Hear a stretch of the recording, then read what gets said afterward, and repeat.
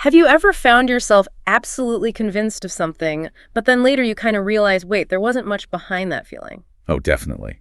Or maybe you react really strongly to some news story, thinking it's this huge danger. Yeah, and then you find out the actual risk is, well, tiny. Exactly. That's your brain doing its thing. It's amazing, but it loves shortcuts. Mental shortcuts, and sometimes those shortcuts lead us down some weird paths, right? Precisely. We call them cognitive biases. They're basically systematic errors in how we think. Our brains trying to be efficient. So that's what we're diving into today. We want to pull back the curtain on these weird biases. Figure out what they are, why we have them. And most importantly, how you can maybe start to notice them, maybe even outsmart them a bit. Yeah, because understanding this stuff is key. It affects your health choices, your well-being, just everyday decisions. Okay, so let's unpack it. Cognitive biases. You said they're like mental shortcuts. Yeah. Heuristics. Exactly. Heuristics. Think of it like your brain trying to simplify this massive flood of information it gets every single second. So it's not necessarily a flaw, it's more like an adaptation. Right. Often they help us make quick decisions, which was pretty useful for survival back in the day. This whole idea, by the way, really took off with psychologists Amos Tversky and Daniel Kahneman back in the 70s. Okay, Tversky and Kahneman, and didn't they talk about two different ways our brains think, like two systems? Yes, exactly. System 1 and System 2. System 1 is the fast one, right? Automatic, intuitive, like you just glance at a billboard and read it without thinking. That's the one. Pure instinct, very efficient. And that's where these heuristics, these shortcuts, mostly operate. All about speed. And System 2. That's your slower, more logical mode. It takes effort, conscious attention. Think solving a complex math problem or really weighing the pros and cons of a big decision. That's critical thinking territory. So if System 2 is more logical, why aren't we using it all the time? Why rely on these potentially flawed shortcuts? Well, imagine the sheer amount of information hitting you constantly. Your attention, your processing power, it's limited. Right, it'd be exhausting. Totally exhausting. So biases help cut down that mental workload. And sometimes the shortcuts are actually pretty accurate. Like you can usually guess pretty quickly that more English words start with T than K, right? Your heuristic gets you there fast. Okay, so speed is the upside. But what's the downside? When does speed lead to mistakes? Well, that's the trade-off. Speed often comes at the cost of accuracy. Certain events, maybe because they're really dramatic or the media covers them nonstop. They stick in your mind more easily. Exactly. They become more available, and that skews your judgment. And it's not just about processing limits. Our emotions, our motivations, even pressure from other people can nudge these biases along. Okay, let's get into some specifics then. What's a common way our brain's shortcuts mess things up? Maybe start with that availability thing you mentioned, the availability heuristic. Ah, yes. A big one. Basically, we estimate how likely something is based purely on how easily examples pop into our heads. So if I can think of lots of examples of something, I assume it must happen all the time. Pretty much. Think about jobs. What seems more dangerous? Being a police officer or a logger. Probably police officer. You hear about shootings, terrible incidents. Right. Those stories are very available, very vivid in the media. But statistically, loggers actually have a much higher fatality rate on the job. The easy-to-recall examples distort our perception of the actual risk. Wow. Okay, I can see that. Or like shark attacks. You see Jaws, you see news reports, and suddenly you're terrified of swimming in the ocean. Even though the statistical chance is incredibly tiny. Or child abductions. Horrifying stories make them feel common, influencing parenting choices, even when stranger abductions are thankfully rare. So anything recent or emotionally impactful or just something you think about a lot, it feels more likely than it might actually be. Exactly. It's more available mentally. Okay, so availability messes with how we see the world outside. What about biases that affect how we see ourselves, like protecting our ego? Ah, now you're talking about the self-serving bias. This is our tendency to take credit when things go well. I aced that test because I'm smart and studied hard. Right. But if things go badly? I failed because the teacher is terrible, or the test was unfair, or it was too hot in the room. You got it. We attribute success to ourselves, internal factors, and failure to external circumstances. It's a defense mechanism, really. Protects our self-esteem. Like after a car accident, you almost always hear both drivers blaming the other one. Classic self-serving bias in action.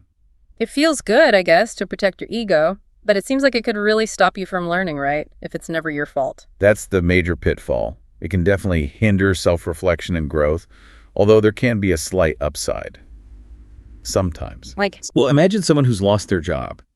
If they blame a weak economy rather than thinking, I'm unemployable, it might actually help them persevere and keep searching.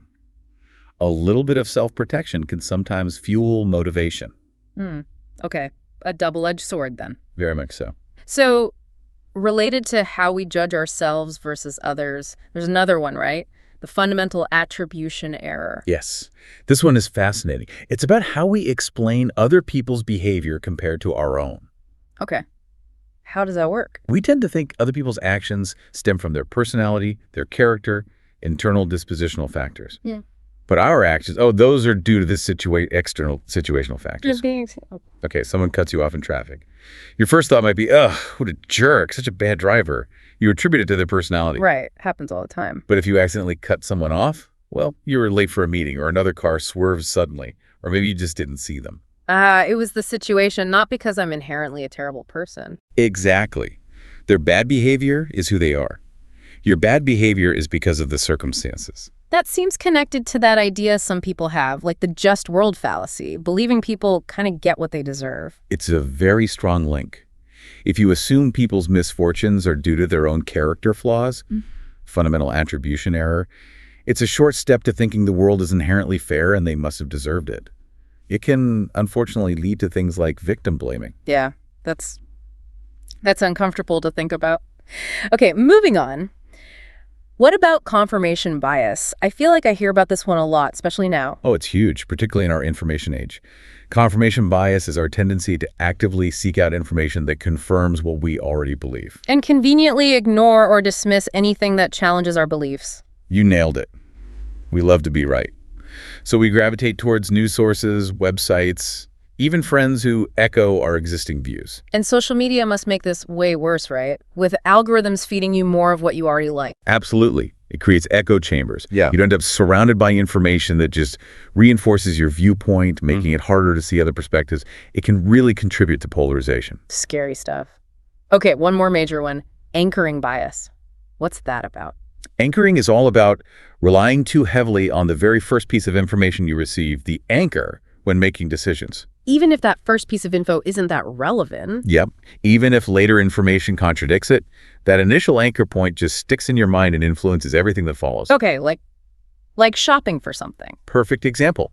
You see a jacket marked originally at $500, now on sale for $200. That $500 is the anchor. Suddenly, $200 seems like an amazing deal. But if that same jacket was initially marked $250, then $200 doesn't feel like such a bargain. Exactly. The actual value might be the same, but that first number, the anchor, completely changes your perception of the price. It happens with salaries, house prices, negotiations, everywhere. So that first number sets the stage for how you judge everything else. Precisely. It's a powerful effect. Wow. Okay, so we have all these biases, these mental shortcuts, availability, self-serving, fundamental attribution, confirmation, anchoring.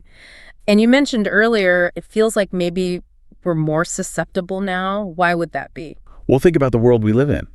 It's hyper-digitalized, right? We're just drowning in information. Yeah, nonstop notifications, feeds, news alerts. How much time do people spend on screens now? It's got to be a lot. The average is something like over 6 hours a day. 6 hours, yeah.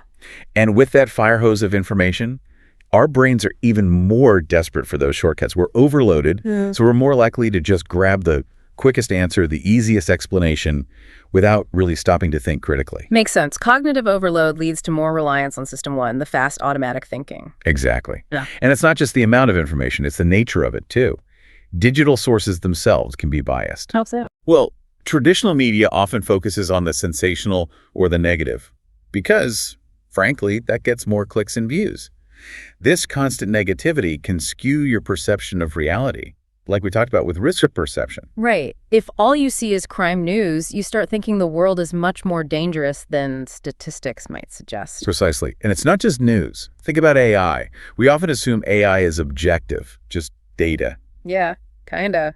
Computers don't have feelings or opinions. But AI models are trained on vast amounts of data created by humans.